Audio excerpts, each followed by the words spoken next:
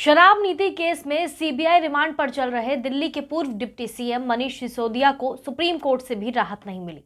CJI की bench ने उन्हें सीधे सुप्रीम कोर्ट आने पर टिप्पणी करते हुए कहा कि आप हाई कोर्ट जाइए, सीधे हमारे यहाँ आने का क्या मतलब है? हम एक गलत परंपरा को बढ़ावा नहीं दे सकते। दरअसल सिसोदिया की गिरफ्तारी के खिलाफ कांग्रेस नेता और वरिष्ठ वकील अभिषेक मनु सिंघवी ने मंगलवार सुबह फौरन सुनवाई के लिए याचिका लगाई थी। याचिका पर सीजेआई डीवाई चंद्रचूड़ और जस्टिस पीएस नरसिम्हा की बेंच ने सुनवाई की, पर सीधे सुप्रीम कोर्ट से जमानत मांगने पहुंचे सिसोदिया को झटका लगा और याचिका खारिज कर दी गई। अब सुप्रीम कोर्ट के इस फैसले के बाद सवाल उठ रहे हैं कि क्या मनीष सिसोदिया का केस ऐसा पहला मामला है जिसमें कोई व्यक्ति सीधे सुप्रीम कोर्ट पहुंचा हो और उसकी जमानत याचिका सीधे खारिज हो गई हो, या इससे पहले भी किसी को सीधे सुप्रीम कोर्ट पहुंचने पर जमानत मिली हो। तो इसके लिए हमारे पास दो उदाहरण हैं। पहला है दिवंगत पत्रकार विनोद दुआ का और दूसरा उदाहरण है पत्रकार अर्नब गोस्वामी का। सिसोदिया के वकील मनु सिंघवी ने कोर्ट के सामने अनुच्छेद 32 का हवाला देते हुए कहा कि जब पत्रकार विनोद दुआ और अर्नब गोस्वामी को जमानत मिल सकती है तो मनीष सिसोदिया को क्यों नहीं। कोर्ट ने इसके जवाब में कहा कि वो अभिव्यक्ति की आजादी का मसला था, लेकिन ये प्रिवेंशन ऑफ करप्शन एक्ट का मामला है।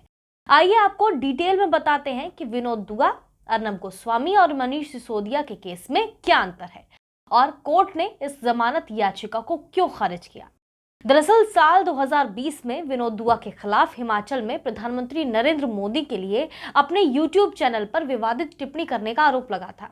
याचिकाकर्ता ने दलील दी थी कि दुआ ने अपने यूट्यूब कार्यक्रम दी विनोद दुआ शो में पीएम मोदी को लेकर विवादित टिप्पणी की थी, जो सांप्रदायिक घृणा को भड़का सकते थे और जिससे अशांति और सांप्रदायिक वैमनस्य की स्थिति पैदा हो सकती थी। जिसके बाद विनोद दुआ ने सीधे सुप्रीम कोर्ट का रुख किया और सुप्रीम कोर्ट ने विनोद दुआ पर दर्ज की गई राजद्रोह की एफआईआर को खारिज कर दिया। कोर्ट ने कहा कि जब तक किसी व्यक्ति ने ऐसे शब्दों का इस्तेमाल नहीं किया हो जिससे किसी को हानि पहुंचे या कानून व्यवस्था बिगड़े, तब तक उस पर राजद्रोह का केस नहीं चलाया जा सकता है। अब बात करते हैं अर्नब गोस्वामी के केस की।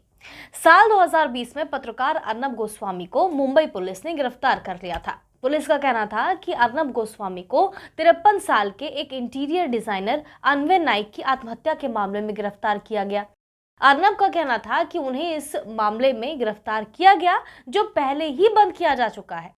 दरअसल मई 2018 में कथित तौर पर आत्महत्या से पहले लिखे एक खत में अन्वय नाइक ने आरोप लगाया था कि अर्नब गोस्वामी ने रिपब्लिक नेटवर्क के स्टूडियो का इंटीरियर डिजाइन कराने के बाद भुगतान नहीं किया था।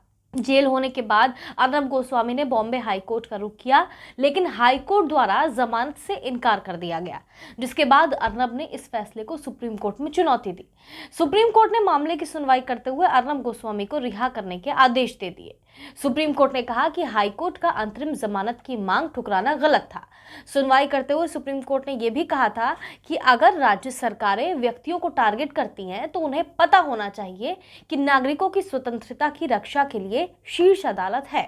सुप्रीम कोर्ट ने माना कि अर्नब गोस्वामी पर कार्रवाई महाराष्ट्र सरकार के खिलाफ टीवी पर टिप्पणी करने की वजह से की गई है। तो ये थे वो दो मामले जिनका जिक्र सिसोदिया के वकील मनु सिंघवी की तरफ से सुप्रीम कोर्ट में किया गया। बहरहाल मनीष सिसोदिया पर मुसीबतों की तलवार लगातार लटकी हुई है। अब देखना होगा कि आम आदमी पार्टी का अगला कदम क्या होता है। आप देखते रहिए न्यूज़ भी। नमस्कार।